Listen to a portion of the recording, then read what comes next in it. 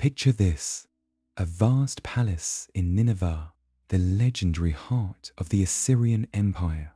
The air is thick with incense, the walls shimmer with gold, and yet, in the center of it all, a king lounges on his couch, surrounded by treasures, concubines, and musicians. This is not the image of a mighty warrior king we usually imagine when thinking of Mesopotamian rulers. No, this is Sardanapalus, the king who has haunted history, myth, literature, and art for centuries. His name has become a symbol of excess, decadence, and ultimate destruction. But who was he really? Did he ever exist as the stories claim? Or was he a creation, a distorted echo of another ruler, reshaped by poets, artists, and enemies into the very embodiment of downfall? Today, we are diving deep into the legend, the myth, and the painting that made Sardanapalus immortal. The legend of Sardanapalus begins with the Greek historians Diodorus of Sicily, writing in the 1st century face, tells us of this last king of Assyria who cared nothing for war, politics, or his empire. Instead, he devoted his life to pleasure. He wore women's clothes, he painted his face, he lived among his concubines, indulging in feasts and drunkenness, while the empire around him began to crumble. According to Diodorus, when his enemies finally stormed the gates, Sardanapalus refused to be taken alive. Instead, he ordered a massive pyre built within his palace. Onto it he threw his treasures, his concubines, his eunuchs, even his horses and hounds, and finally himself. Flames engulfed the palace, and with it, the last king of Assyria supposedly vanished in a blaze of destruction. It's a story that feels larger than life, decadent, horrifying, almost too theatrical to be true. And in fact, historians quickly discovered that Sardanapalus was not a real name at all. He was a distorted memory of a very different king, Ashurbanipal, the powerful 7th century beast ruler of Assyria. Ashurbanipal was anything but weak. He was a conqueror, an administrator, and most famously, the founder of the Great Library of Nineveh, a collection of tens of thousands of clay tablets that preserved the wisdom of Mesopotamia. But somehow, over the centuries, his image was twisted into this myth of Sardanapalus, a symbol of weakness and luxury rather than strength and wisdom. Why? The answer lies partly in Greek storytelling. The Greeks had long viewed the Assyrians and Persians as the decadent, other, powerful but corrupt, living in excess, until they inevitably collapsed under their own weight. The tale of Sardanapalus fit perfectly into this narrative. The effeminate, pleasure-obsessed king who destroyed himself rather than fight. A moral tale about the dangers of indulgence and the fragility of empires. But Sardanapalus did not remain trapped in ancient texts. Centuries later, during the Romantic era of the early 19th century, he was reborn, this time on canvas and in poetry. The great Romantic poet Lord Byron wrote a tragedy titled Sardanapalus in 1821. Byron's version of the king is not merely a decadent fool. He is a tragic figure, a man of sensitivity and imagination who ultimately embraces death in defiance of the brutality of the world around him. Byron turned the ancient caricature into a complex symbol of romantic rebellion, of passion and destruction entwined. Just a few years later, the French painter Byron and Delacroix seized on Byron's vision and transformed it into one of the most shocking canvases of the 19th century, The Death of Sardanapalus, 1827. This painting, now in the Louvre, is a masterpiece of chaos, color, and horror. At first glance, it overwhelms the eye. A massive red canvas filled with writhing figures, desperate concubines, servants, horses, and treasures, all tumbling into violence and death.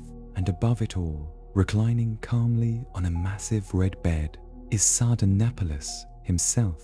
He does not fight, he does not rage, he simply watches with cold detachment as his world is destroyed. Delacroix's brush explodes with motion, yet the king is still passive, almost bored, the eye of the storm. This painting was scandalous when it was first exhibited. Critics were horrified by its brutality, its sexual undertones, its unflinching portrayal of slaughter and excess. But others saw in it the perfect image of romantic genius, beauty and destruction, passion and death, fused into one overwhelming vision. Delacroix had not painted history as neat and noble. He had painted it as chaos, as collapse, as the terrible spectacle of human desire gone too far. And here's the strange thing. In creating this painting, Delacroix cemented Sardanapalus' place in cultural memory far more than any historical source ever had. Few people today remember the chronicles of Diodorus or the fragments of Ctesias, but the image of that red canvas, the reclining king, the dying concubines, it lingers. It has haunted artists, filmmakers, and writers ever since. What fascinates us about Sardanapalus? Part of it is the sheer drama, a king who destroys himself rather than face defeat. But deeper than that, it is the eternal theme of decadence. We are drawn again and again to stories of empires that rot from within, of rulers who drown in luxury until they collapse.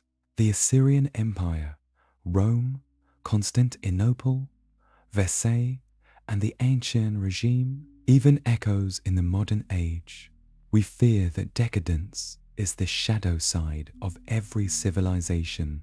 Sardanapalus embodies that fear. He is not remembered for what he built, but for how he fell in this romanticized fiction. And yet, when we peel back the layers, we find that he never truly existed. He was a shadow, a distortion of Ashurbanipal. The real king of Assyria was a man of immense learning, a warrior and a scholar. The library he founded preserved the epic of Gilgamesh, the myths of creation, the wisdom of Babylon.